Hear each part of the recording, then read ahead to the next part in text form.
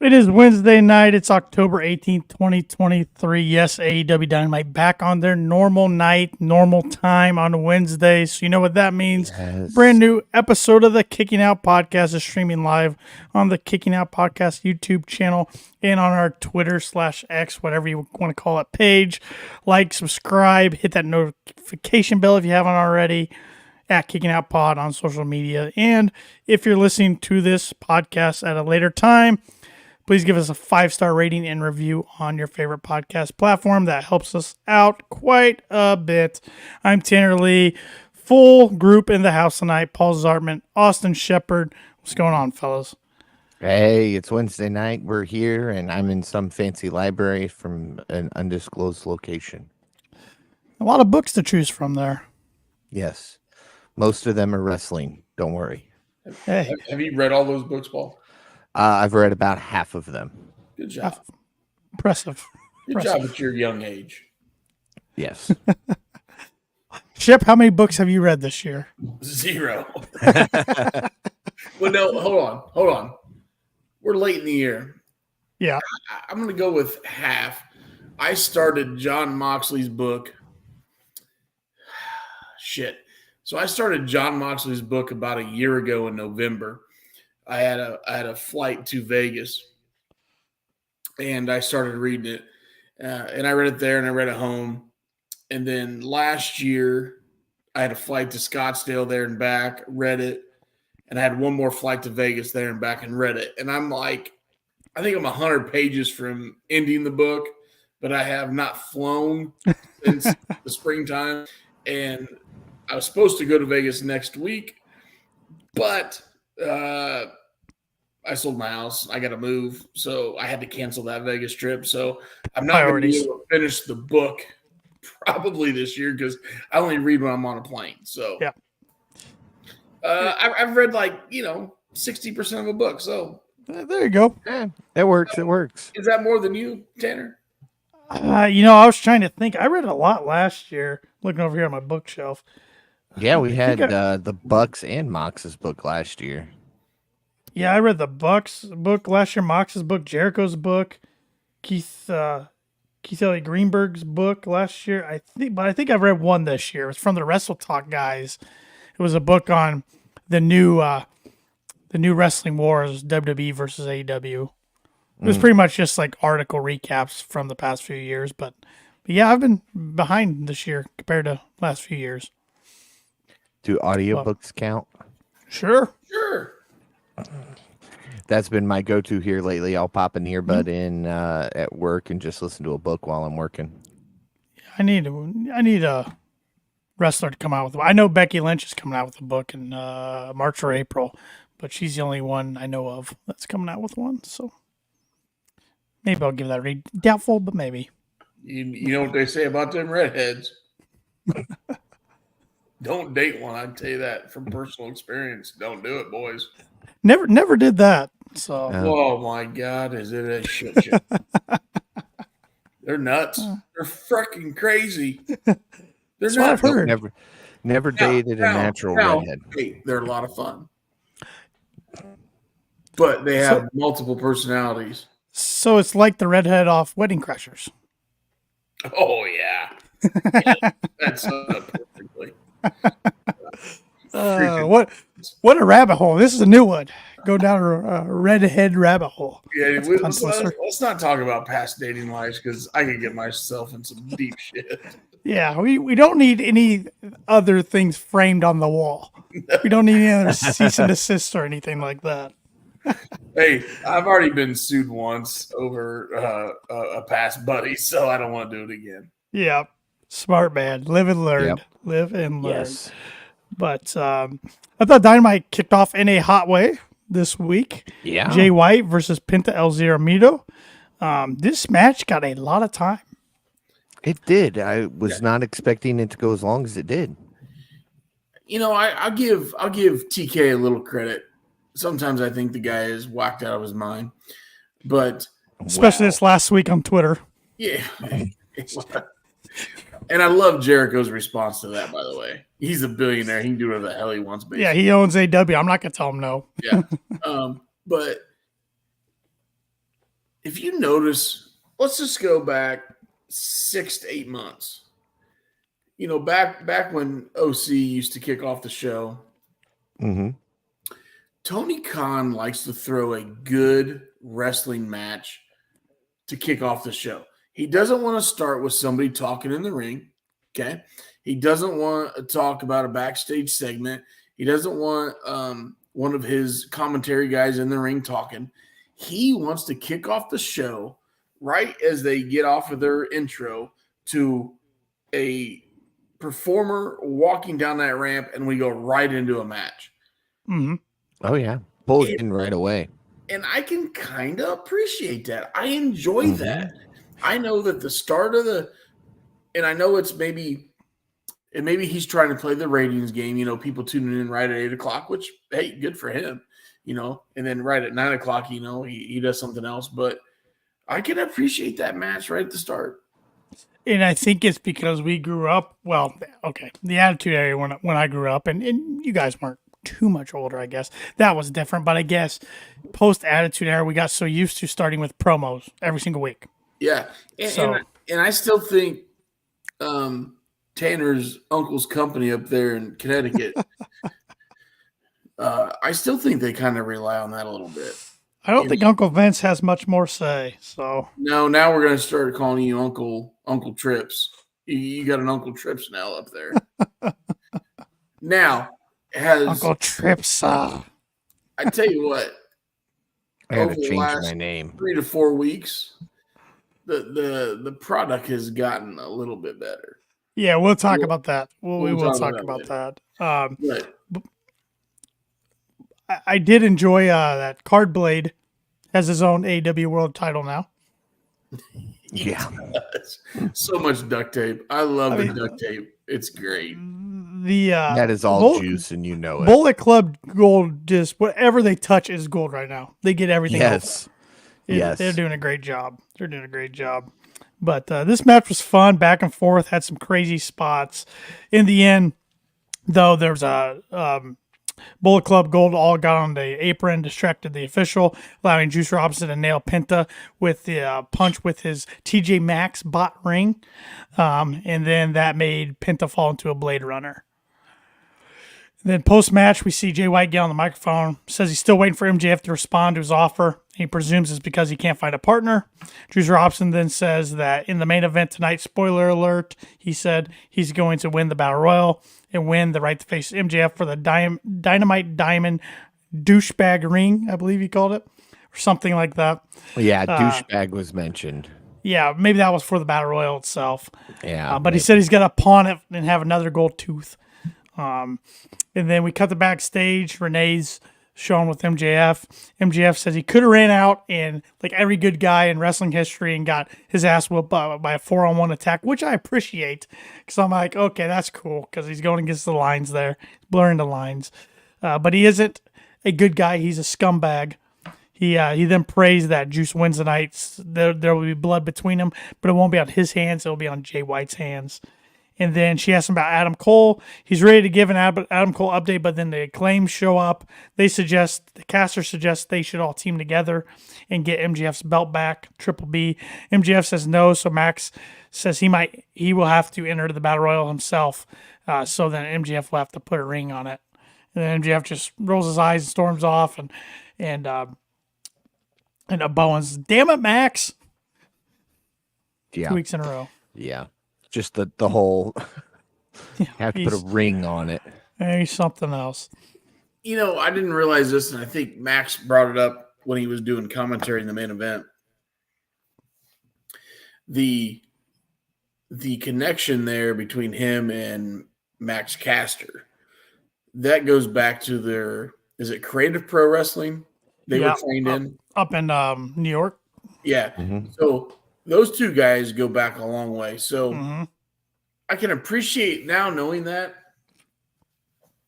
I can appreciate this little mini storyline they have where Caster has a little bit of the obsession of MJF. I kind of like that now.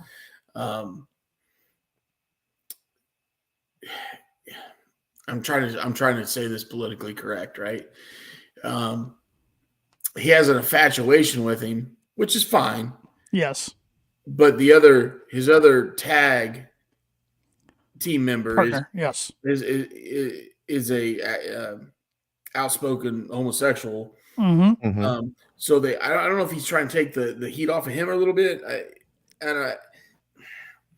At first that's what I thought it was, but now when MJF said, "Hey, we came up together and created pro wrestling," now it kind of makes sense. Yeah. And again, it kind of makes me chuckle. Actually, I think it's comical.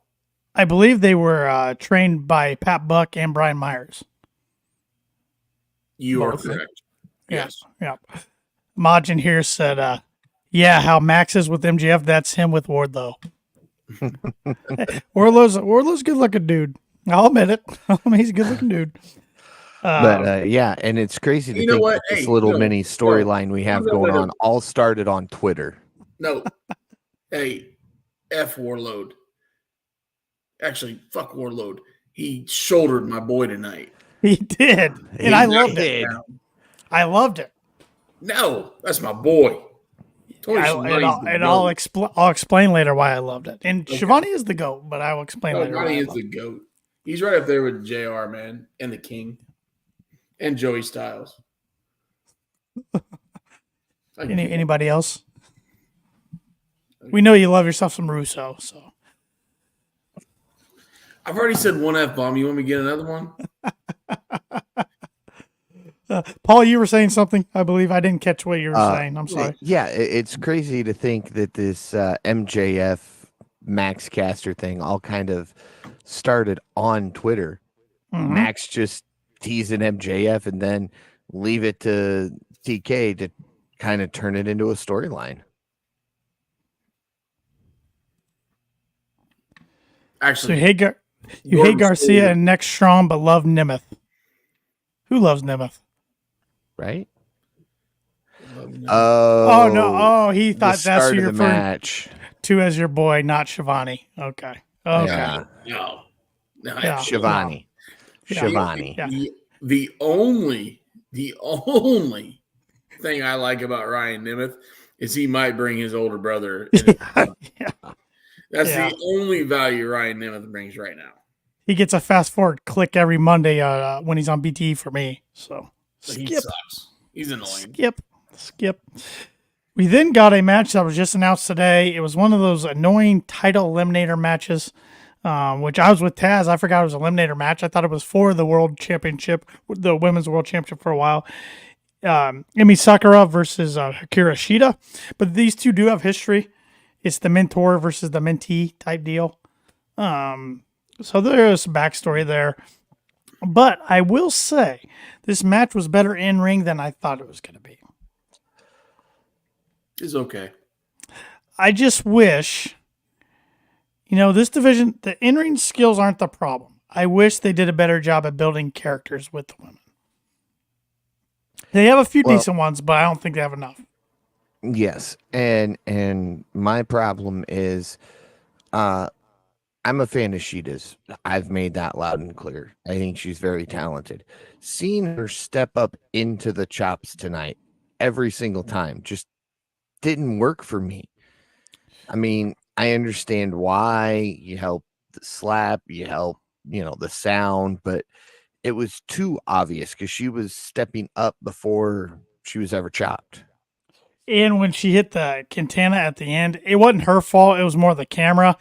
She didn't hit her in the face. She hit her like down here in the shoulder, which that's a safe way to do it, but that's the camera's fault there. Yes. So, or production's fault, I should say, not the camera, because the camera's shooting where it's supposed to. So it's production's fault for not switching to another camera. But yeah, that was the only women's match we got tonight. I still think they have a women's division deep enough they could have two matches, even if one's a squash. But it just kind of makes them look bad when NXT Halloween Havoc next week has 5 women's matches on it. Yes. And you almost got it. Yeah, Jade Cargill. Potentially Jade Cargill, yeah. And you almost got a text from me tonight, Tanner, because I wasn't sure where Shep was at in the show yet. I didn't realize, because I didn't catch that they said that it was the debut of Tony Storm's greatest masterpiece or whatever. So the women's match starts, and I had to look it up because I was in the middle of texting you. Are we going to get 2 women's matches tonight? Because Tony Storm's still to come. And then I realized it was just another Tony Storm commercial Another break. film.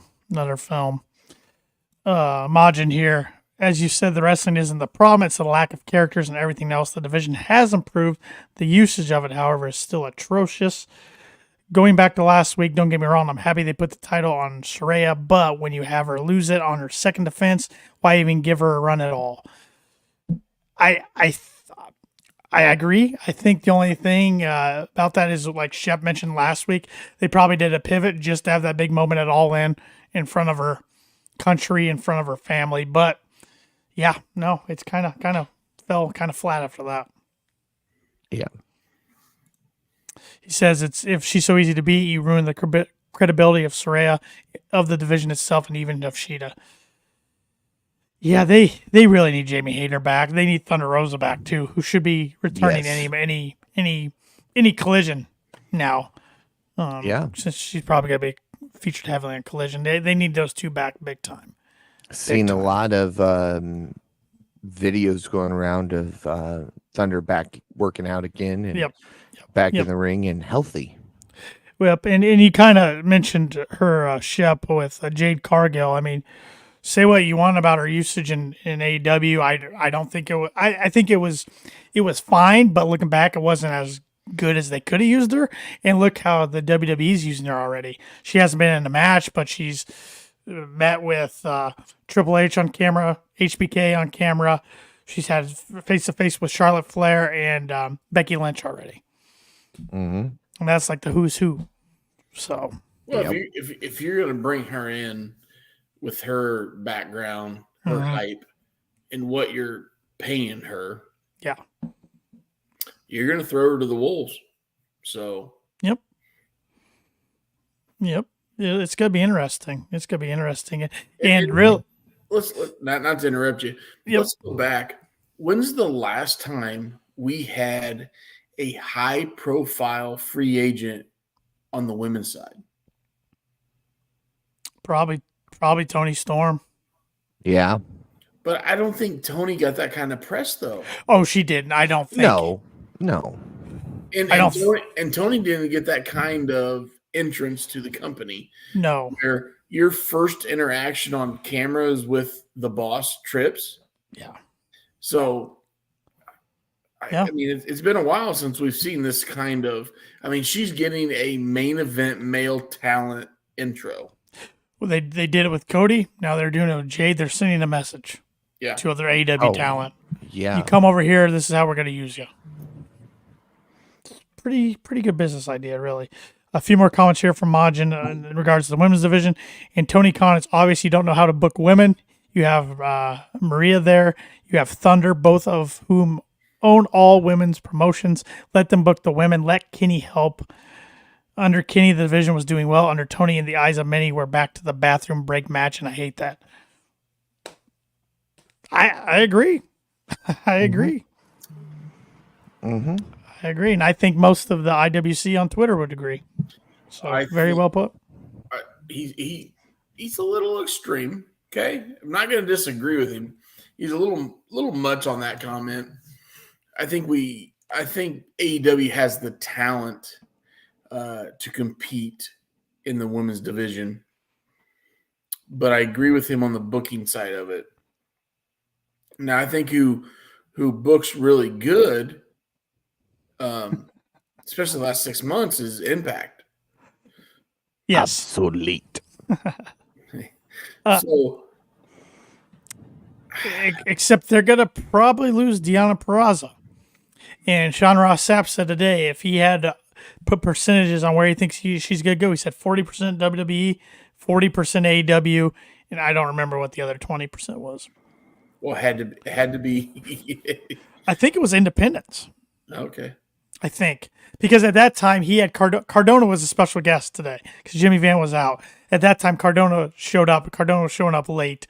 So at that time, it kind of took my attention away from the topic. That was her. So Yeah. Yeah, which Cardona had some interesting comments on AEW. He pretty much said he'd be willing to work with them again in the future. So Cardona has a perfect gig going right now. he does. He does. Oh, absolutely. He has redeveloped himself on the indies. I think he's getting probably maximum money when he shows up to these promotions. Yeah. And which is probably close to the money he was making in WWE, but he's making enough money where the freedom kind of goes in there and is the cherry on top and lets him, live a good life, obviously. Yeah. I saw 2 weeks ago, he was on Twitter or one of the social media platforms saying like, look, I don't travel with a bunch of merch. You buy it on my online store. I travel with 8x10s. I charge for my picture. I charge for the 8x10s. Like, this is how you make money on the indies. Mm-hmm. He was kind of giving a crash course on that. Yeah. No, everybody, if you're a pro wrestling fan, you got to appreciate what he's doing. Yeah. I mean, he's making a name for a lot of promotions out there that otherwise wouldn't get the publicity at all. So Absolutely. he's doing good stuff. I mean, I think he will end his career probably back with the WWE, but maybe AEW. I think he ends his career eventually at a bigger promotion, but might as well get all the life out of this run while you can. I think he ends it with WWE just because of his wife. Yeah. Yeah. And that's like many pro wrestlers, that's what he grew up loving. So, but, I mean, look it up right now. Cardona's not that old. No, he's probably 34, 35. I'm getting there. Hold on. That'd be my guess. He's 38. Okay, he's a little older than I thought. So he'll he's right around Cody's age. He'll be 39 in May. So, I mean, I'd say the guy's got 10 years in him. Mm-hmm. As long as he doesn't do too many more death matches. Well, he doesn't do a lot of them now. He learned his lesson. Let's put it that way. Yeah. Yep. A few more comments here from Majin as far as the women's division. He says they do, but it'll never improve if they continue to use them how Tony does. One women's match isn't enough. The stop/start of stories isn't enough. Don't get me wrong. I love the pivot that gave us timeless Tony Storm, but at the same time, I was heavily invested in the Outcast versus original storyline. You could have pivoted even without Hayter. Yeah, after Hayter's injury, they kind of just put that on the back burner, went a total different direction. Yeah, now you can't put Tony back in the Outcast when Hayter comes back. Nope. That story's over. That story's over. Yep. It is, but it leaves Soraya and Ruby out in La La Land. It does. I like the new gig from Tony. Yeah. They've hit something there, and I like that. But Ruby's got to go against Sky Blue on Friday, who she's having an interesting character development right now. The eye makeup's getting heavier and heavier, so yeah, we will see. And he says, much like we're seeing with MJF/Jay White and the masked men thing, was kind of briefly hinted tonight when he was talking about how MJF hasn't found partners. He said, you probably can't get your henchmen wrangled up. So they're hinting it once in a while, but no, they haven't really addressed it since it happened. But I think that's all by design. I think we will see something at Full Gear would be my... I think we'll see something next week because as we'll get to in just a few moments with another backstage segment, somebody has left. Yep. Well, we did see a backstage segment of a story that I think is going to have months and months of continuation to it. That's Renee Paquette was sitting down with the Rated R superstar Adam Copeland. He's admitting he's still confused as the idea of coming to AEW. Was to end his career with Christian Cage. He sounded on board with it until it got real. Then he sat down this week and replayed their relationship. He recalls how they became best friends over a love of wrestling as kids in 6th grade. Then he recalls him getting the dream gig and telling everybody about his partner. And he believes Cage is the most underrated person in wrestling. He thinks of them being talked about together is a cancer that Cage has to let fester. He's surprised there's still jealousy between them. He knows Cage is riding high. He came first, and Copeland doesn't want to take that spotlight, doesn't want to take the TNT title, but he knows that Christian will come crashing down to the ground. He says he won't fight him, but he'll be there to pick him up when Luchasaurus and Nick Wayne drop him. Yeah. So the first time we haven't seen Adam Copeland actually live since he's debuted. Which is good because they need to kind of back it off a little bit here. They're getting to the point kind of like they did when they first brought Sting in, where he's on everything all the time. You're gonna ruin it if you just use him the way you are. Let him kind of fade back to the background, not show up as much. Maybe do quick segments. Like he could come on screen, Christian could call him out or something or say something about him. And the next week we get, Christian, get over it. I'm not fighting you. And that be it. And maybe he came out afterwards, to pop the crowd. I don't know. Maybe we'll see that on Twitter. But you're right. You got to be careful with the usage of them. But you want to get your money's worth too. So you kind of filling him in for CM Punk in a way. Mm-hmm. In a way, which I've seen way too many comparisons of those two. Mm-hmm. Up next, we saw a squash match between Wardlow and Ryan Nemeth. Nemeth tried to jump Wardlow as soon as he got in the ring, but immediately Wardlow grabbed him for a powerbomb and led to an immediate referee stoppage. Post-match, Shivani asked Wardlow what he is back for. Wardlow looks annoyed. He shows that MJF is written on his wrist tape, which it has been the past few weeks. And then he barges past Shivani, gives him a shoulder bump, knocks him to the floor. Crowd then booed. They went from chanting Wardlow to booing. I like this. Give me a monster Wardlow heel against a scumbag MJF. Mm-hmm. Love it. That's why I love the Shivani shoulder bump. Yeah, because again, the crowd's been behind him since he came back. If they're trying to push him as a heel, they had to do something. Yep. I'm glad he didn't talk because when they said that Tony was going to try to get a word with him, I was like, oh, great. He's going to talk. It's going to ruin everything.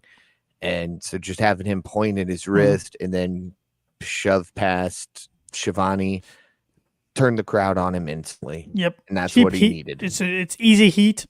I mean, bump a guy everybody loves, an older guy, knock him to the ground. So some of your biggest heels or monster heels, they don't talk. Exactly. So if you're gonna push this guy, let's keep the mic out of his hand. Yep. So keep the mic out of his hand. Keep the mic out of another guy we're going to talk about in a little bit. Powerhouse Hobbs, keep the mic out of his hand. Certain guys in the company, Luchasaurus, of course, keep the mic out of their hand. Now, other guys like Miro, who I guess Miro's more of a face right now, he's a good talker. Let him talk. But yes, Brian Cage, Joe's a good talker. Yes, Brian Cage, another one. Don't let him talk. No. Yep. So they're starting to figure that out. They're starting to figure that stuff out. So. Another guy whose actions speak louder than his words. We'll talk about in a little bit. Yep. We then see Kenny Omega backstage. He's discussing tonight's match. Kyle Fletcher is going to bring the best out of him tonight. MJF then turns up and says he respects Kenny, wants a handshake. Kenny's like, oh, okay, I'll shake your hand. Then MJF whispers, 13 days, bitch. And Kenny says, 13 days. We'll see about that. Very interesting. Where do you guys think this is heading? Well, we're not going to see unless they do it at Battle of the Belts. But we know it's not going to drop. We know Kenny's not going to. I mean, MJF's going to hold this thing till Full Gear. Yes. He's going to surpass it. Mm-hmm. Mm-hmm. So you have him and Juice next Wednesday, right? Mm-hmm. Mm-hmm. So that's 7 days. So you got 6 days to go. You're gonna have a live collision. and then battle of the belts. I mean, do you throw a MJF Omega match right there to try to snag some Saturday ratings? How about next Saturday's Collision, which would be the 28th. before it would right before he Would would that be right surpass it. before it then? I think that would make sense. Would that be a day before? Yeah. A couple days before. I think that would make sense. If they're going to do it, I would still like them to save it for a pay-per-view. But since they said this tonight, got to think that wasn't said by accident. So. Well, he started saying this, 2 weeks ago on BTE. On BTE. On BTE. And Kenny couldn't figure out what he was talking about. Yeah. But now Kenny knows. Yes. So. Well, Kenny was concussed, if you remember correctly. Yes. He had the ice bag on his head and everything. Yes. So, but no, I thought that was fun. That was a fun little segment showing those two guys. Yeah, those guys are money. That match is money. We did see Adam Cole at Roderick Strong's house, giving him coffee. But Roderick Strong spits it out because he hates hot coffee. Cole says he's out of here. He's getting annoyed. But Roderick apologizes, said he's craving Cole's PB&J sandwiches, which Bennett and Taven are pumped about, supposedly, when back in the ROH days, Cole made amazing peanut butter and jelly sandwiches. So Cole's making it. It's a whole it's ridiculous. It's really ridiculous. This is after Bennett's seen Next Strong to Trap's Headstrong. Yes. And then Roderick's complaining about Cole's peanut butter jelly sandwiches. Cole flips, says he's done, and leaves. Roderick then says he's going to have to be nice to that scumbag to get his friend back. Adam! Yep. I'm over it. I'm over it. You know, Majin said earlier that the women's matches are becoming the bathroom break match again. These segments with Roderick and Adam are my bathroom breaks. Well, hopefully now that Adam left the house, hopefully he's coming back on TV and The devil will we can return. we can get this thing rolling. He's got to get surgery first. Double surgery. Yeah. Double surgery. Mm-hmm. Yeah, we'll see. Those guys haven't changed clothes in like a month. They haven't, have they? Yeah. Yes, I did enjoy the next Strong compared to Trap's Headstrong. I did like that, but the rest of it, TK, get with what is it? Is it Ruckus? Marcus? Yeah, Mikey Ruckus. Yeah. Have him write a parody of it for Next Strong and make that his new entrance music. There you go. We then go back to the ring. Siobhan, he's pissed off. He's like, it brings me no pleasure, none whatsoever, to bring the next guy out. It's Don Callis. Callis comes to the ring, said they made history last week. Chris Jericho's never been manhandled like he was last week. Will Hobbs then recalls getting tickets to meet Jericho when he was young, 1998, but Jericho treated him poorly. He swore that day the day he got to look Jericho in the eye, he would hurt him over and over. So they show spine buster after spine buster from last week. Callis says Hobbs has always been told to bottle his anger, but his family will tell him to be what he is, which is a killing machine, and they're going to unleash it. Callis then takes a shot at Kyle Fletcher for letting them down. Fletcher comes to the ring, says he did that as a favor. He might have been the weakest link that night, but tonight he has another chance and will prove to everyone, and especially Callis, that he doesn't need anyone's help to beat Kenny Omega. Yeah. And then we got what I thought was the match of the night between Kenny Omega and Kyle Fletcher. But before we get to that match here, you kind of missed something when you were talking about Tony Schiavone introducing Don Callis. He spit before he said his name.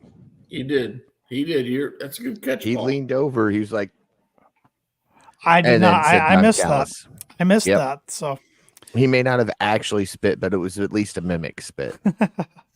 That's a good catch. Yeah, and Majin, how did I miss that? I was watching it too. I'm just my attention to detail was off there.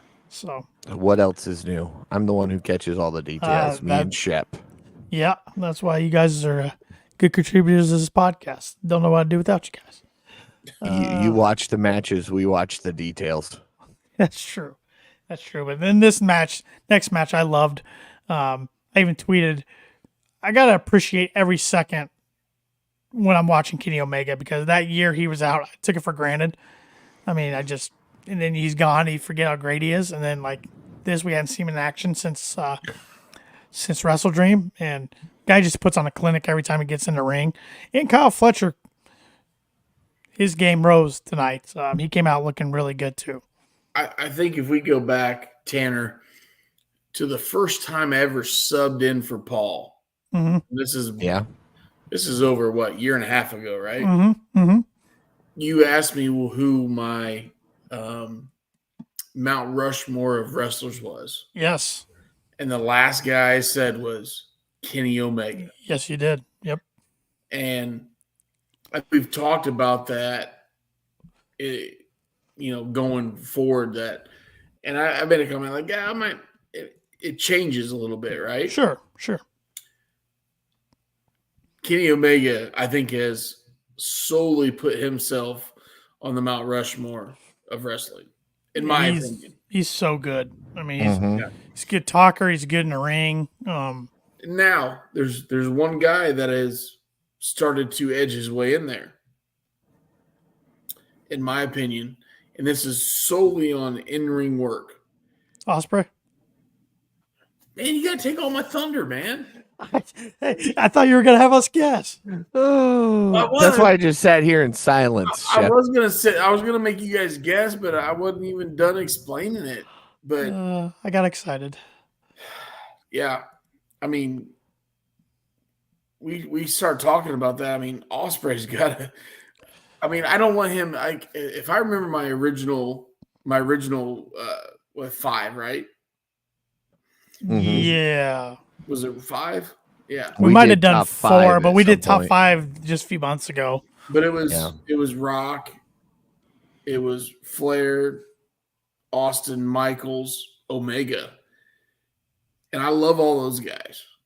But I'm telling you right now, for the last year and a half, since COVID, actually, let's go back 2 years now, Will Ospreay has been the flippin' man. Yeah. He really has. So I think Ospreay is the best in-ring worker in the world. But Kenny's of course been at this longer.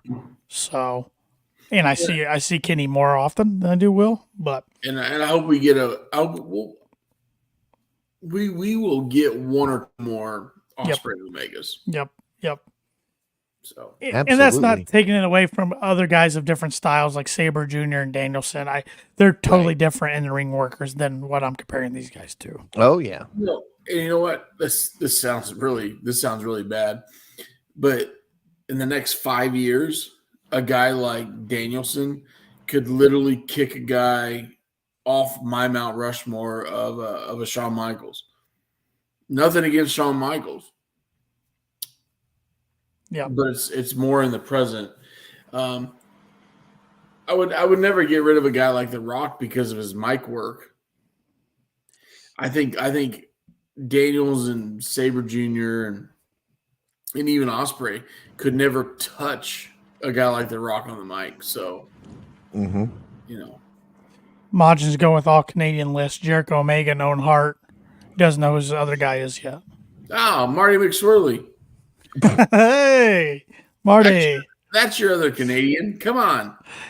Get your shit together. Come on. You knew that going into this. I am glad that we're a wrestling podcast. We focus mainly on AEW, but we go down rabbit holes and talk some other promotions sometimes. But I'm glad when it comes to Marty, we talk Marty McSorley more than we do Marty Jannetty. No, man, I knew you were going to bring him up at some point. Hey, I'd rather talk freaking Bill Goldberg than Marty Jannetty. Ooh. That's saying something. And you guys know how I feel about old Goldberg. Yeah. Shep and I have both stated that if Goldberg shows up in AEW, Tanner's doing KOP alone. Yes. Hey, we already had Big Bill become a champion, and Austin's still here. So that's such bullshit. So bullshit. And Never mind. Don't get me started. We'll talk about it. We'll talk about it next week because we get a Collision. They defend their championship on Collision. So. Against Wheeler and Claudio. Mundo's got an interesting comment here. What do you guys think is, or I think he means, where do you think Ospreay's going? AEW or WWE? WWE wants him bad. Proof that WWE did contract tampering enough to take your court. That's why Tony Khan went ballistic and so on social media. You know what? Ospreay will never go to WWE because he lives overseas. New Japan and AEW gives him the freedom to travel the way he wants. If he signs with Tanner's uncle, he will have to be committed to the States.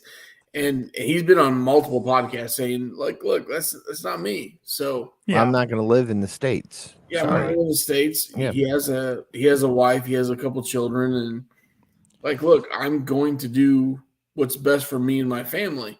So I think that'll always be New Japan and AEW. And Majin says that's also why Ibushi signed with AEW. Yes, that was revealed this week that Ibushi is not like a full on contract like most of the other guys, but he is signed to AEW to certain dates. So yes, I could contract. I could see Ospreay doing something like that, but I really think earlier this year I was very convinced he was going back to New Japan only. Now I think AEW's got a shot. Oh, absolutely. So just you got to give him time. Yeah. But Kenny Omega, like I said, beat Kyle Fletcher. It was a really good match. Kenny hit a sick-looking V-trigger. Off the ropes. Off the ropes. Yeah. But Fletcher countered a one-wing angel at one point in the match, but in the end, Omega hit a running knee strike and then a one-wing angel for the win. So, but very good match. Very entertaining match. Of course, Kenny's Kenny, and I think Kyle Fletcher, I respect the dude more coming out of the night than I did going in, which I already knew he was talented.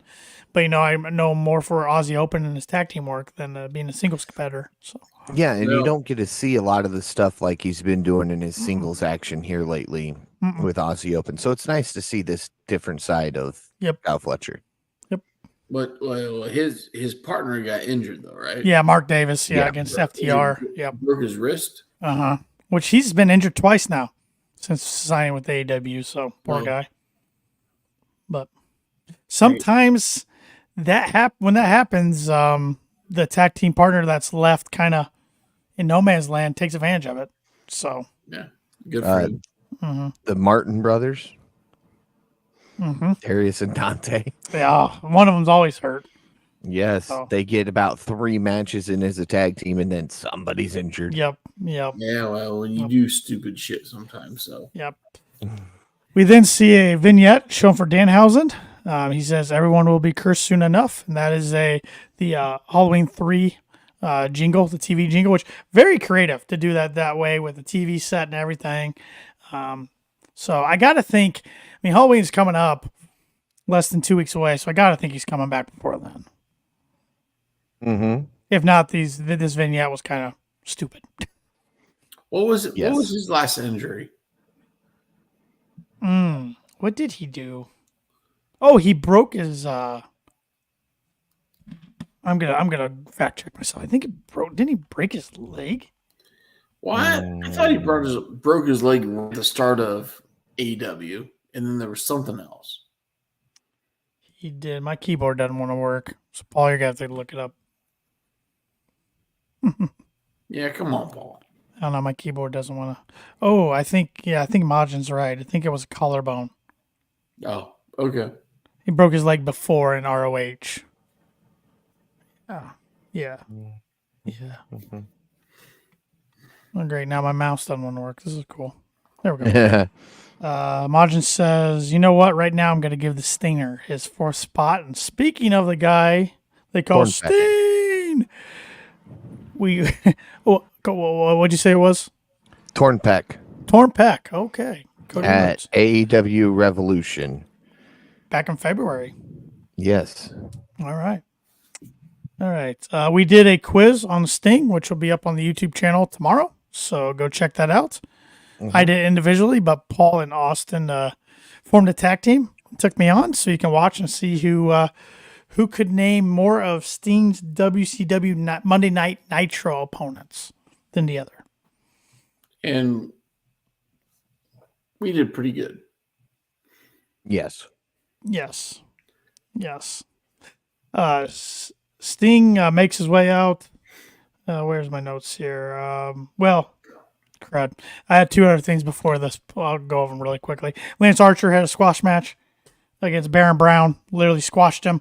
I like seeing Archer on my TV. Please give me more of that. And I think I'm afraid the only reason he was on tonight is because it was in Texas. That's where he's from. But man, the guy's a beast. He's got the look. He's got great theme music. Just use him more. That's all we're asking. I think I texted you guys a couple months ago. He's over in New Japan. Yes, he is. He is super over.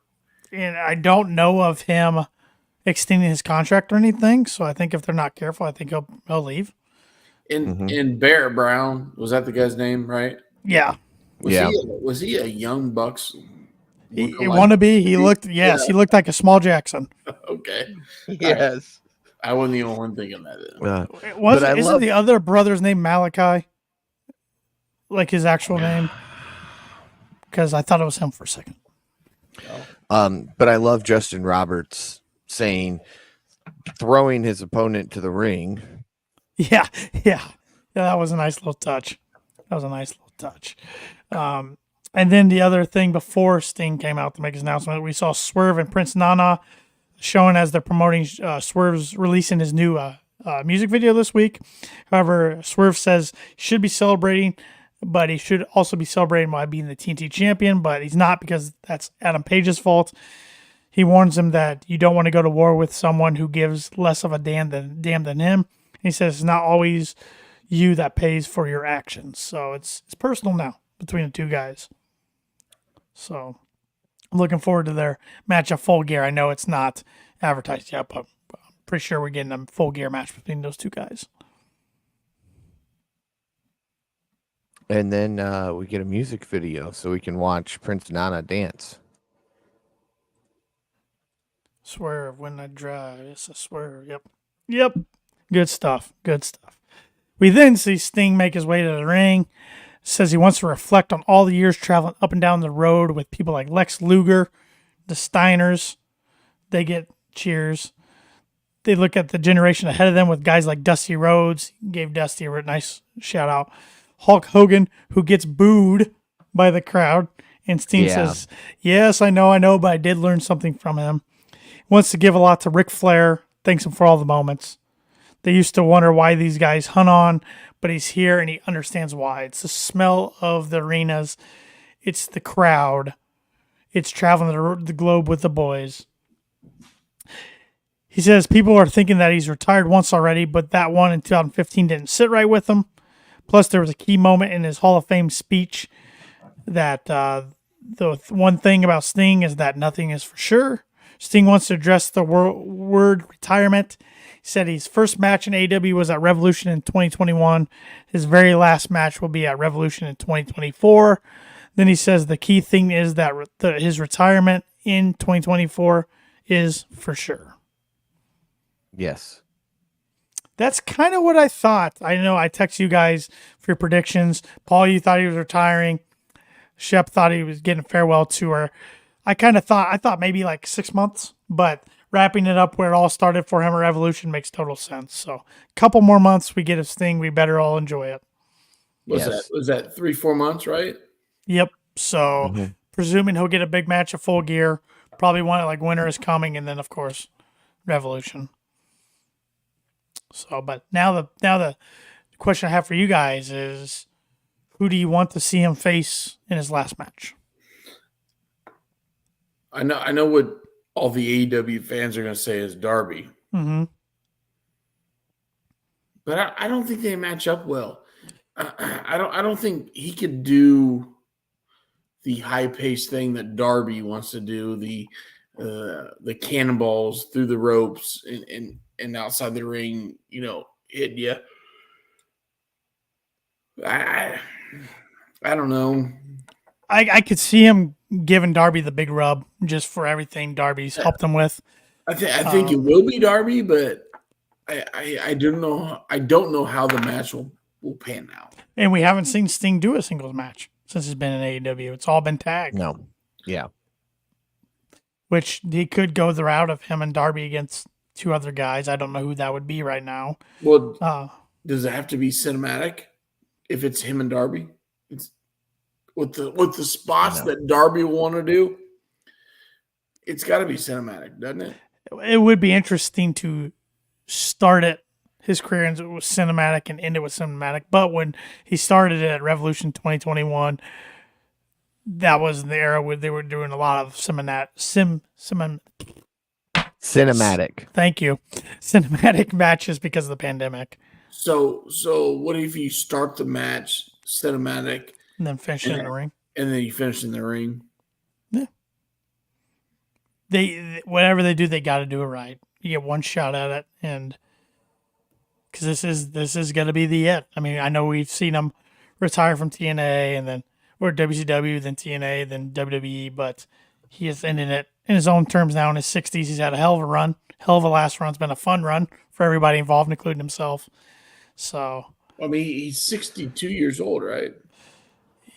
Yeah, at least. Yeah. Majin's got a good idea. You know what? Flair wants one more match. Bring in Rick. No.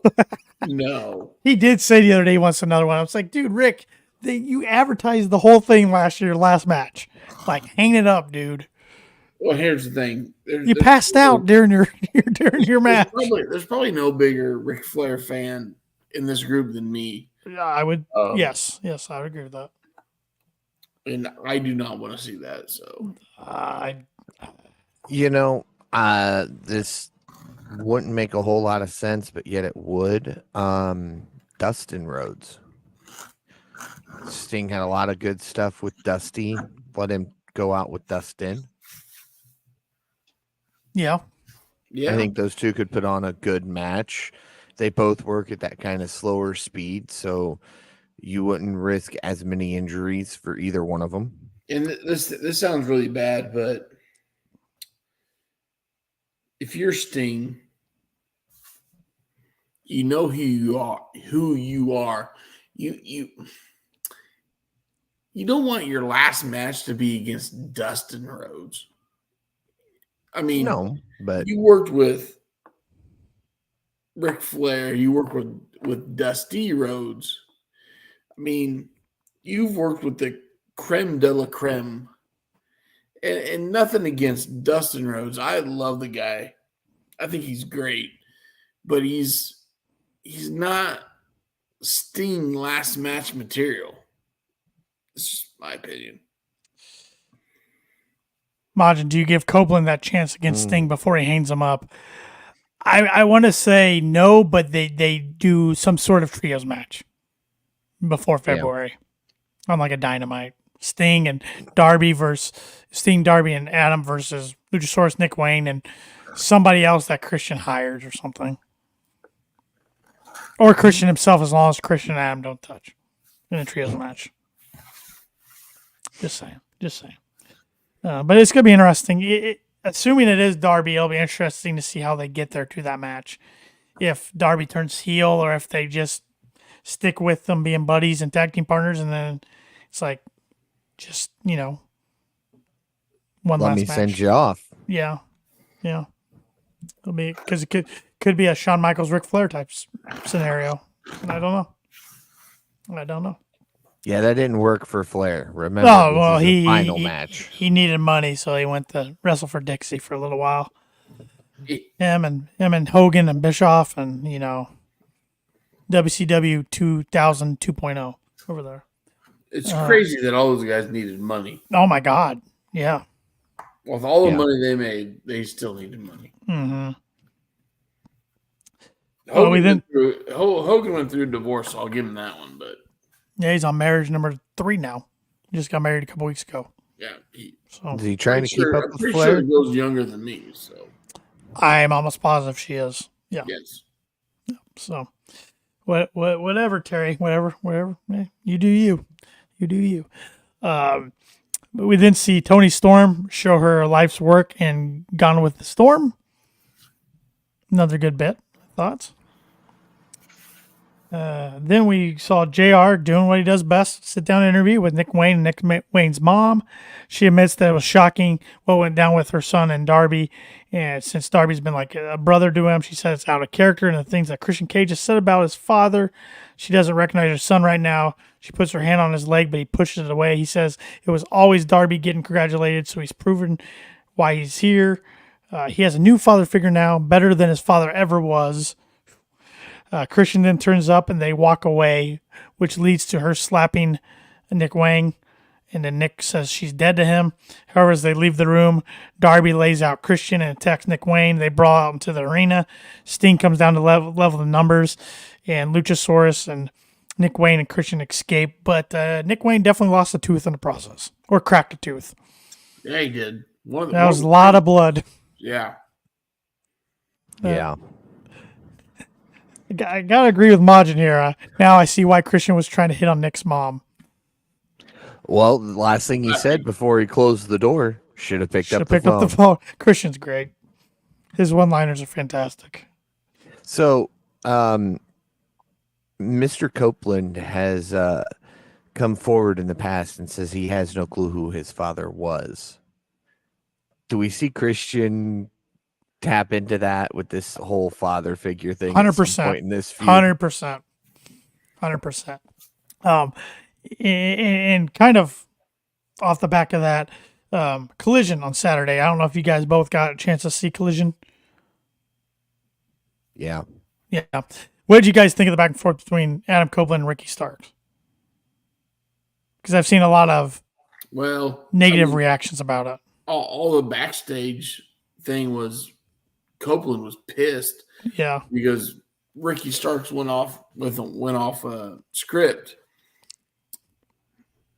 Isn't that the beauty of AEW though? You kind of have an outline, but you don't have a script. Yeah, but we've heard that before with a legend. Yeah.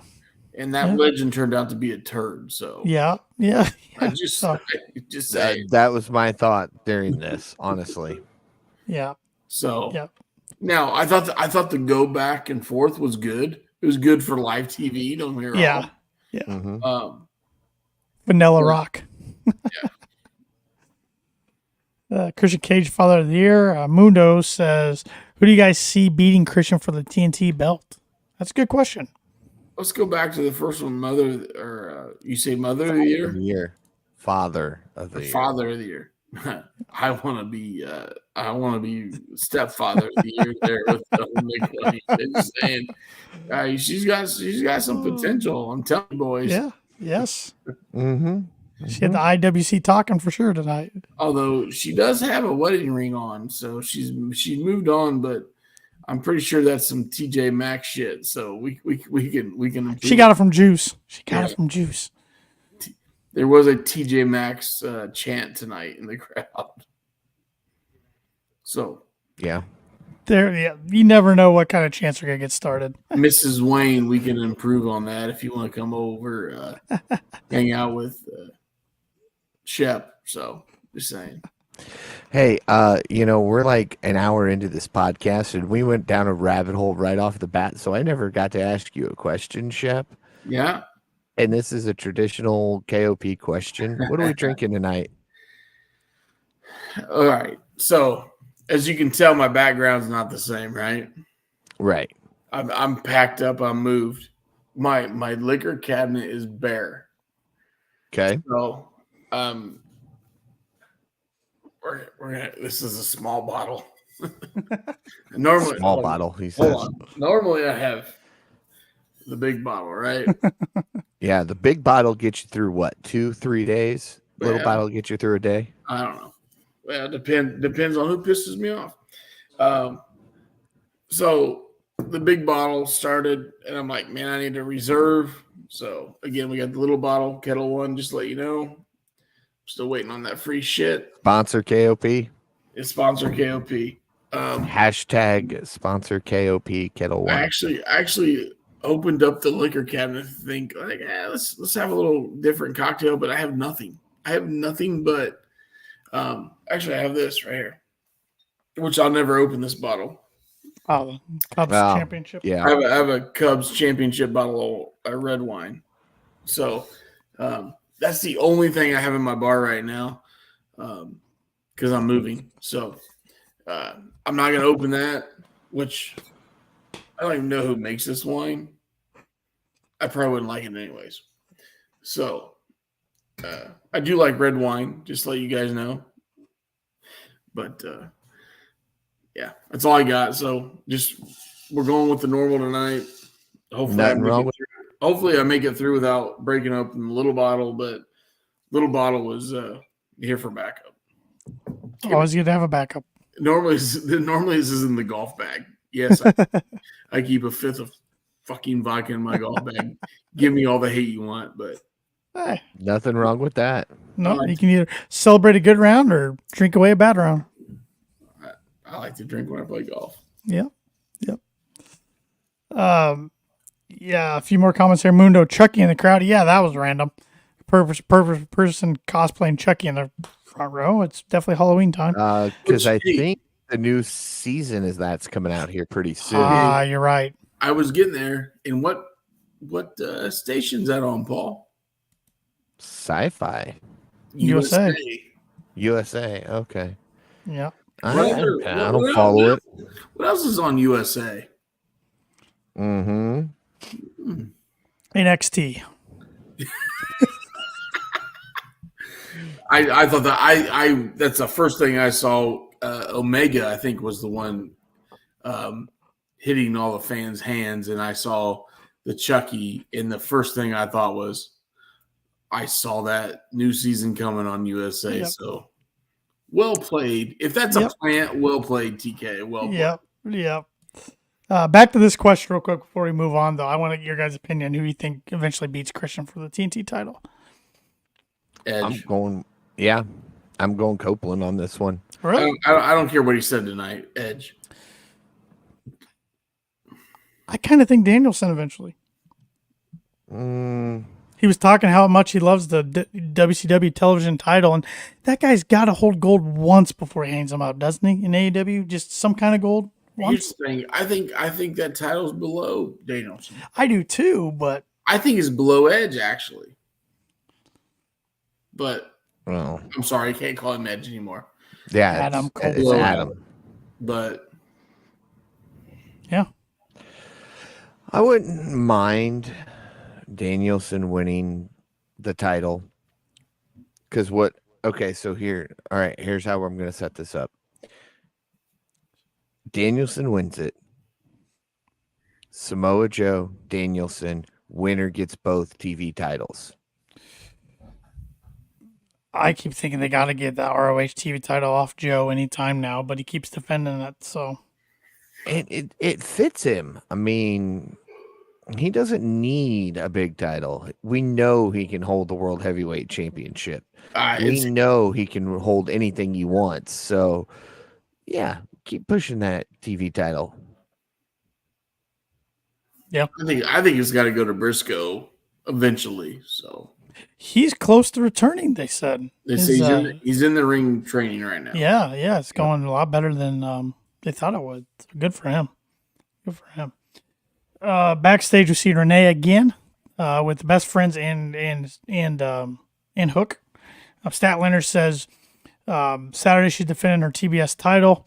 The battle for the belts says she's proven her title is about great wrestling. She's given a title shot to someone who deserves it, someone she respects.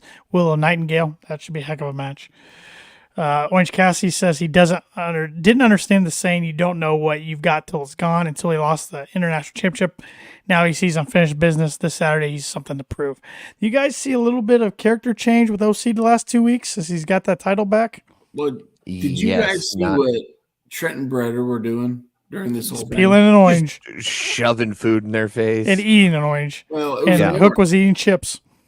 Well, yeah, Hook was eating orange. Typical chips, but I thought it was weird that they were peeling that orange and eating that orange. Yeah, I did too. I kind of thought, is there something there? A weird coincidence, but Yep. I picked up on it. So yeah, but we're kind of starting to see, I think, a character shift with Orange a little bit. He's not as much of the slothy Orange as we have No, gotten used to. but we're not going to see Phoenix for a while because he's got some visa issues. Right, and that's what Moxley was originally supposed to take it back last week, but he wasn't cleared. So Yeah, well, I think now the plan is just let him run with it for a little bit longer. when isn't Hook eating chips? When he actually gets to wrestle once in a while, which isn't very often. Hold on. Were those potato chips? No, they weren't. They were Cheetos. I was gonna say I couldn't even tell what he was eating. I just knew it was orange. Everybody had something orange. They were Cheetos, which I would not consider potato chips. No, that's a different kind of snack. It's not in a chip category. Easy there, Martin. But you can buy it in the Frito-Lay's chip bag. Correct. Snack combo things. Well, it's not. No, it's not a chip bag. No, the big box of like 24 different. Oh, he's talking. Yeah. It's in the variety pack or the snack pack. Snack pack, right? Is that what they call it? That's pudding. Cheetos are in their own category. Yes, but puffed or crunchy? Puffed or crunchy? Puffed. Oh, come on, Paul. I can get down with. Hey, let me finish. I lost a little bit here from you. If you think that the original, the goat of Cheetos is puffed, then if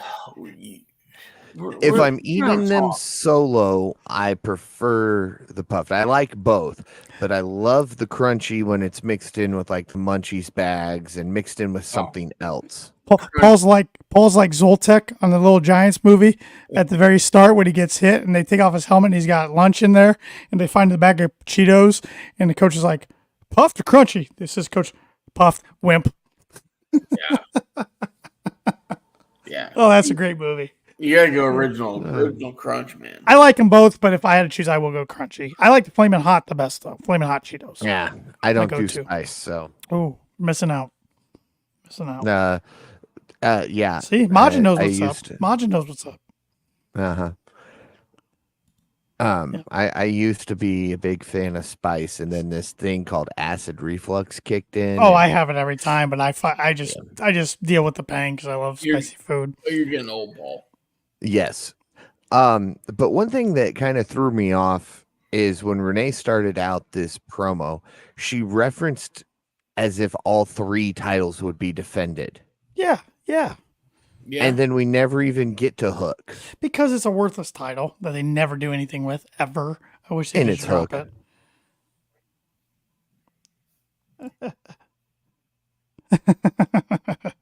Hey. Great minds think alike. Then finally, our main event tonight was the Dynamite Dozen Battle Royal, which this was pretty predictable, I would say. But still had some fun spots. We saw Johnny TV he eliminated Matt Sydal. Poor Matt Sydal. He's always just in bad spots. We then saw Johnny TV dance and kind of tease with Garcia. Garcia wants to dance, but Daddy Magic won't let him. So Jeff Hardy takes him out, and then he dances, which was pretty funny. Matt Hardy, Dustin Rhodes work together to eliminate Johnny TV. Matt Hardy then attempts to jump from the second rope onto Hager, but he gets caught and dumped out. MJF heads down the ring, offers Dustin Rhodes some money. Dustin takes it and then hits Juice Robinson with the Shattered Dreams, which was a nice callback.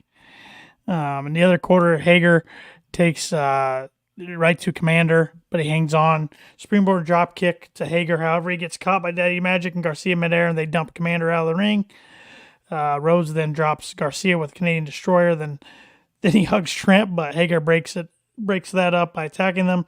But Dustin sends Hager over the ropes. Trent charges and knocks him off. Oh, Trent knocked Hager off, excuse me. Trent Daddy Magic trades some chops on the ring apron, but Garcia saves his partner and Magic eliminates Trent. Jeff Hardy tries to attack Magic, but he then gets dumped out by Garcia. He tries to dance, but Daddy Magic breaks up again. They get arguing, but ultimately work together to attack Dustin. But Dustin eliminates Daddy Magic, but before he can turn around, Garcia throws him out, leaving just Garcia, Max Caster, and Juice Robinson as the final 3. Garcia does do the dance, but that leads to Max Caster eliminating him. So it comes down to Max Caster and Juice Robinson. and Juice Robinson ends up getting the win. So yeah. So Juice With the help Robinson of against his. For a battle royal, it wasn't bad. no, it wasn't bad. No, it wasn't. And Jay White helped, and of course MJF got Jay Triple White. B back for a second, but then got hit with a low blow. So Yep. Is that what it's going to take for him to maybe consider the Acclaimed? Mm-hmm. Do you think he loses the Dynamite Diamond for the first time next weekend to Juice and then goes, all right, look, I can't do it alone? I think it is time to get that ring off him. I agree. I thought last year was time to get it off of him, but he's had it 4 years. I know it's part of his character, but he's also got Triple B now. He's got the ROH Tag Titles. yes. I say you roll with it. Roll with it. Keep it going. If he's going to be the face of your company, which you're putting him there right now, being the world champion, right? Mm-hmm. And as good as he is on the mic, and as good as he is on social media, keep it going. Push him to the moon with that, with anything and everything. Yeah. It's a fun story they're building between Jay and MJF, and I'm glad they've started building it early for a pay-per-view build, and it's definitely gonna be main event worthy. It's gonna be a good one.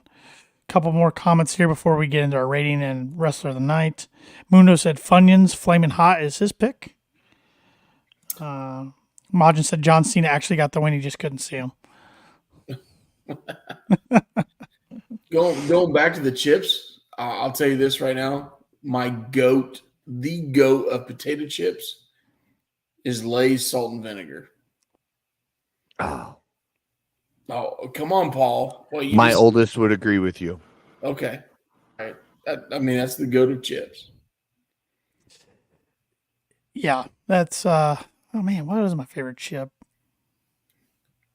I like classic Doritos. I think that's my go-to. That's a good one. All right, so I like either Cool Ranch too. You either get the taco Doritos or the original Doritos and dip them into like that Fritos cheese that you can buy right there by the chips. Mm-hmm. That is amazing. That'd be good. I used to have that snack when I used to partake in the 420 era, but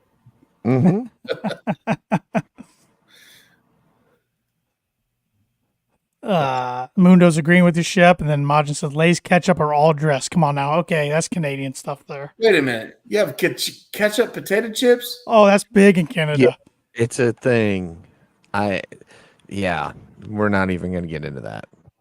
Oh my god. I think we've talked with him about that before on the podcast. Ketchup chips, or didn't they bring it up with Renee one time or something on Dynamite? Yes. Yeah. Yes. Hey, I love ketchup, but not on my potato chips. Ketchup flavored chips. What are you thinking? Like seriously, you need to literally think. You're sitting there watching this podcast, which we appreciate. Don't be wrong. Rabbit hole. All right, we appreciate that. But you're sitting there going, I like ketchup potato. Like, seriously, dude, you need to think about like oh my God, come on. You probably just woke up your kids there. If I did, I'm gonna be in big shit, but We'll know because all over ketchup the chips. missus will show. Yeah, we'll know because the missus will end up in the background and the screen will go blank. Mrs. Shepard's gonna come downstairs and lay a V trigger on Shep. So I want to see that. I do too. She's mean.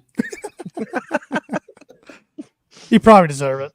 I probably do. Yeah. I think we all deserve it. You can't really ketchup potato chips. Like, come on. I don't go to the store and go, ooh, I'm at the gas station. I'm going to get some potato chips. And I'm going to pick up mayonnaise potato chips or mustard potato chips. They have them all. Yeah. There's no way there really mayonnaise potato chips out there. Probably. Ooh, that's a good one too, Mundo. Pringles pizza. Those are pretty I can good. get behind that. Those are good. It's got to be a Pringles one in the can, right? Yeah. Yeah. I don't really care for the combos pizza ones though. No. You know, the combos, the little pretzels with Yeah. stuff in them. That's not a potato chip. Those used to I be know, we're good. just going down a snack rabbit hole now. I'm getting hungry too. That's the problem. Wait a minute. Those used to be really good in the 90s, and then something changed. I don't know if they changed the recipe or what, but they just do not taste the same No. anymore. Hey, I thought this was a professional wrestling podcast, not a 420 Munchies podcast. It is almost midnight. It's time for my midnight snack. Yeah. All right. Well, All you right. know what? Let's get this shit back on rail, Tanner. All right. Who would ever go down a rabbit hole? Yeah, damn rabbit holes. Damn Paul. Yes. All right, one more. Pringles had a cheddar cheese and jalapeno chip that was delicious. That sounds pretty good. I could get on board with that. Yeah. Now, you know what the best stoner fat guy combo is you go get the Lay's ranch dipping sauce, okay? Okay. Then you go get the cheddar sour cream chip, which is a go-to, okay? That is a good one. And you dip that in the ranch Lay's sauce. Oh, I mean, All right. I'll have to try that, Shep. you're gonna be hooked. I'm telling you right now. No pun intended. Yeah. That got us on this chips conversation in the first It place. did. It was Damn all a hook. Hook's fault. Damn a hook. Damn hook. Russ- Freaking haircut. Wrestler of the night. Paul, go first. Paul. All right. So, not gonna lie, within the first 30 minutes, I had mine picked out. Jay White. Okay. He was on that next level shit tonight, and I just really enjoyed it. I mean, I know what to expect when I see Kenny, and Kyle really impressed me tonight, but I like Jay, and I like what he brought tonight. I'm gonna tag team that. I really thought Penta was really good tonight. I thoroughly enjoy that dude. Mm-hmm. The more I see him, and I didn't watch it back in the day, but I remember when he was Impact champion, Mm-hmm. I could see the reason they would put the belt on him. Okay, I think that guy he's a big, strong luchador. Like, he's not your typical 5'6" luchador, right? He's a 6 foot tall dude, and he's built. And I love the way he took the chops tonight. And I love the way he delivered the chops. Yes. I'm telling you what, and the only thing holding that guy back is his English. Mm-hmm. He's getting better too with that. I know, slowly but surely. He's working on it, but I think that's the only thing holding him back right now. He literally could be a main event dude. Yeah, he's got charisma out the ass.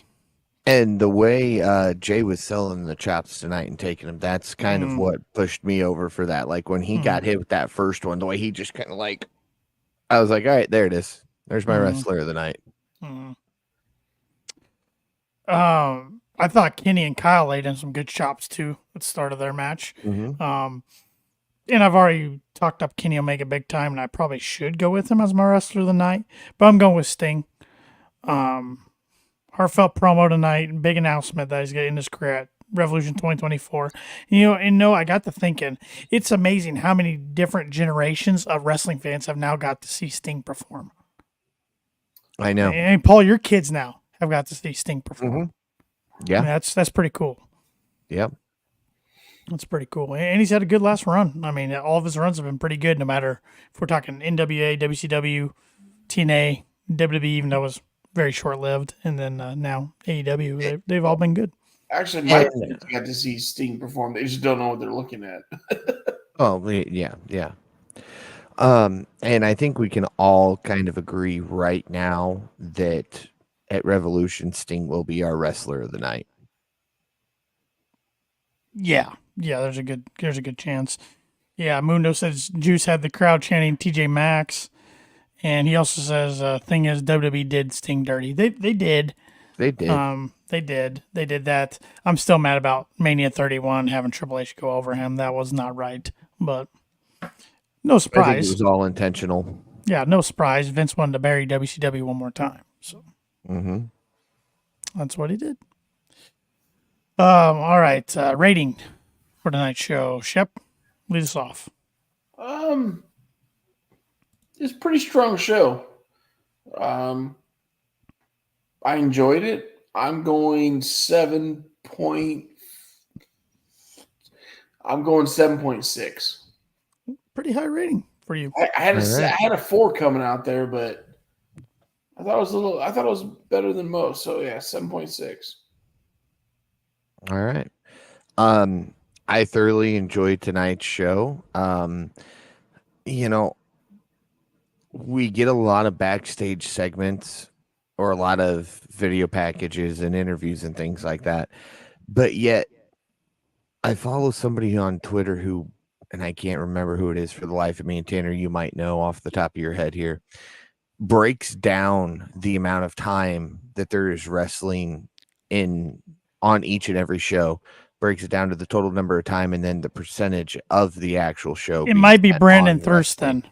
It might be Brandon Thurston who does all the ratings and everything. It might be. But even with the talking tonight, that seemed like it was a lot more than wrestling. But when you look at the amount of wrestling we got and the styles and everything else, I'm going a little higher. I'm going to go 8.2. Ooh, in the 8s. Wow. All right. Yeah. All right. I enjoyed tonight's show. I mean, I thought it was solid, but I am going to be the low man tonight. I'm going 7.4. Women's match. They gave a brief backstory of it, but it was kind of thrown together today. I enjoyed the first match between Jay White and Penta and Kyle Fletcher and Omega. Squash matches, whatever. I still annoys me that they can't find room for another women's match on the card. But I don't know. The first half of the show, I kind of thought I was kind of on my phone a lot, but then second half really captivated me quite a bit. Once we got Kenny and Fletcher, then Sting's announcement, and then the rest of the show. So, but still a solid show, but nothing. I've been higher on a lot of my ratings, but 7.4. Yeah, technically Mundo's the lowest, man. He had 6 out of 10. Majin's at 7 out of 10. Rookie scores, round numbers, rookie scores, but it's all right. Yeah, it's all right. What are you doing? That's how we started. You got to break out the decimals. Yeah. No round numbers around here. Unless it's a 10, but we've never had a 10. Yeah, no. Well, any more AEW discussion tonight? No, so I'm guessing. No, I don't know. Well, that leaves me with one more thing to do. So, what do you guys want to talk about? Yeet. That's what I want to talk about. Yeet. I want to talk about you, Mr. Cody Rhodes and Jey Uso, losing the tag team titles already. So yay or nay? Yeet. Real quick. Yay or nay? Stupid. Yeah. Stupid. Yeah, So they win the tag titles in Indianapolis. Fastlane. Yes. They have one of the best post Press conferences. Fantastic. And I can appreciate Cody saying, like, look, full disclosure, we got a couple ovations on the bus. Basically saying, we went back to the bus. I put a suit on. He's still wearing his ring gear. And we got shit-faced. Mm-hmm. Two buddies in real life hanging out. Yeah. So, after that press conference, as much traction as those guys got,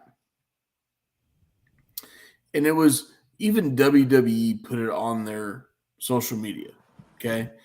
Not all the other media guys that are good media guys, fake media guys, whatever. Like, they put it on their social media, and it took off. to have them lose 6 days later was, I don't know. It wasn't 6 We're days already later, explicit. but it Sure. was. Let's see, they won it on. God, Sorry, what was that day? I was trying to be nice. But they only had it 2 weeks, so you weren't Yeah. that far off. Yeah. I don't know how this makes Cody stronger. If it does, I'll eat the crow because I know what we're looking for in the future picture. But I don't know how it makes him look stronger. At least they finally had the face-to-face stare down for the first time since Mania on the season premiere of SmackDown, which tells me they're going in that direction for Mania. I don't think, and SI reported that The Rock's not in the plans. So, Thank God. But like I said, when we were talking about could these guys win it ahead of Fastlane, when we touched on this, it didn't make sense to have win it unless you were going to give new titles to the tag team division. I always thought that was the best way to do it. Get it on somebody like Cody. Let him debut some new titles and then drop them quickly. I was fine with that, but this did nothing except say, oh, guess what? Welcome to the mid card, Cody. like Majin said, it makes Cody look like Charlie Brown about to kick the football. Oh, wow. That's harsh. I will give WWE credit here.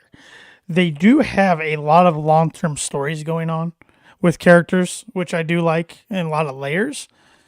But I don't always agree with the layers. Like this Jimmy and Jey Uso thing. I mean, we saw Jimmy and Paul and Rhea Ripley all kind of talking and making a deal when Roman was away. But then when Jimmy asked Roman Friday if he wants to go take care of Jay, Roman's like, nah, we're past that. So did Roman change his mind and send Jimmy to take care of Jay and Cody? Or did Jimmy go into business for himself? I guess we'll find out. But you got that. You got the character level, with Owens going to SmackDown. Sami Zayn can't win without Kevin Owens. Kevin Owens getting traded kind of cost these guys the titles. Got a lot of interesting pieces. But we'll see how it plays out. I think for the WWE's sake, now that by all things considered, it sounds like Triple H is ahead of everything. Creative, not Vince. Yep. I think they have a better chance at letting these stories play out into Mania than they would have if Vince was still pushing the pencil around. Well, I think eventually, if you're Triple H, you got to find a way to bring Shawn Michaels up from NXT. Not that Shawn's not doing a good job at NXT,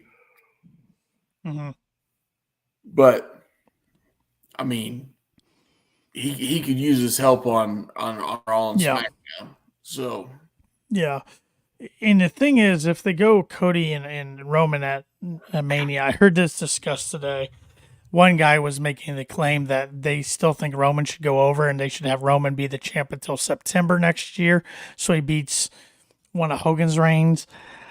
I think if you do that, you're going to lose a lot of your fan base because you could get away with it once, even though I still think it was the wrong decision to not do it at 39. They did get away with it. If you do it again at 40, you're playing with fire. Well,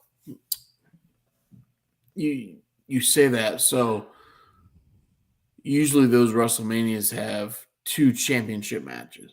Right. If they throw this one out first and it goes the way that you didn't like, are you going to watch the rest? No. So that's got to be your night 2 main event. Yeah. Those 2 guys has to be. Has to be. I was going to say night 1, but looking at it, you have to draw that storyline out. Right. So, right. And if you are, for some reason, going to pull the trigger on Roman winning again, you got to do it on night 2 main event. So then you have them watching the whole time, no matter what. If that happens, we're going to have to put Tanner in the watch, Paul. You might have to. I might go crazy. The only other thing I want to talk about WWE related was we've seen reports that WWE's not in conversation with bringing CM Punk back. Do you guys buy that or not with Survivor Series coming up in Chicago? Or is it all just a smokescreen. I buy it because I feel that WWE looks at him as a risk I do more too. than a reward. I do too right now. I think, and even though AEW is our favorite promotion, that's what we mainly talk about on this podcast. I don't think we can disagree that WWE is hot right now. They're getting good ratings. They're breaking attendance records wherever they go, bringing in more money than they ever have from a business standpoint. So why would you want to take the risk of screwing that up, bring somebody in who could get in a riff with some guys in the locker room? And again, I don't always believe what I see on the internet, but I saw something about Booker T basically saying, Punk didn't leave WWE, he was fired. Punk was fired from AEW without cause. Why would you want to bring in a guy who has nothing to offer to your company? Yep. All valid points. Yep. If that happens, that'll be Tanner's Joker origin story. Yep. Fair enough. Well, thanks, Paul, for changing my headline there. I can't change it because my keyboard just doesn't want to do anything. Flaming hot. Love it. I am the KOP champ, so headline or not, Jump. Anything else you guys want to cover before we wrap this up?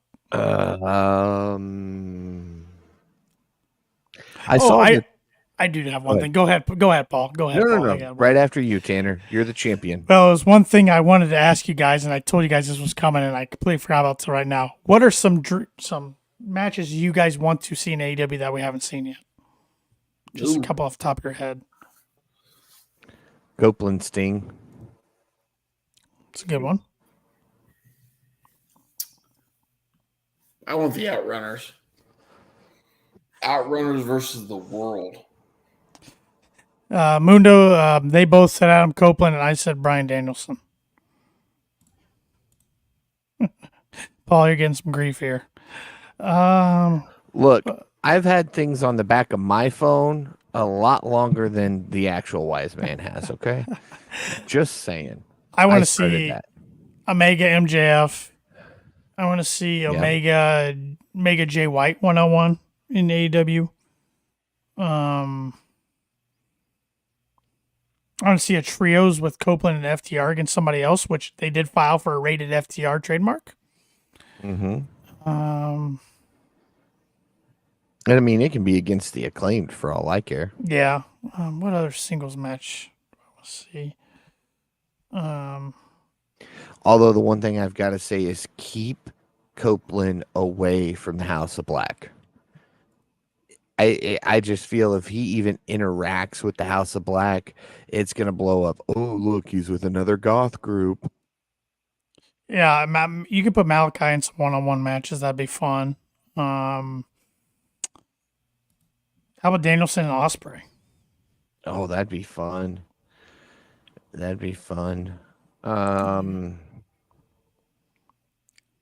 Yeah. Danhausen in action. just in action, but winning action there. How about that? We've seen him get squashed numerous times. Adam Cole and Omega. That'd be fun. No, there's a lot of good ones you could do. That'd be a good one. I want to see with Darby them being against victorious. Malachi? I like that. Darby against Malachi. That could be dark. Yeah. How about like Miro and Brody King? That'd be fun. Brody King, Hobbs. I don't know, just some big slapping meat matches.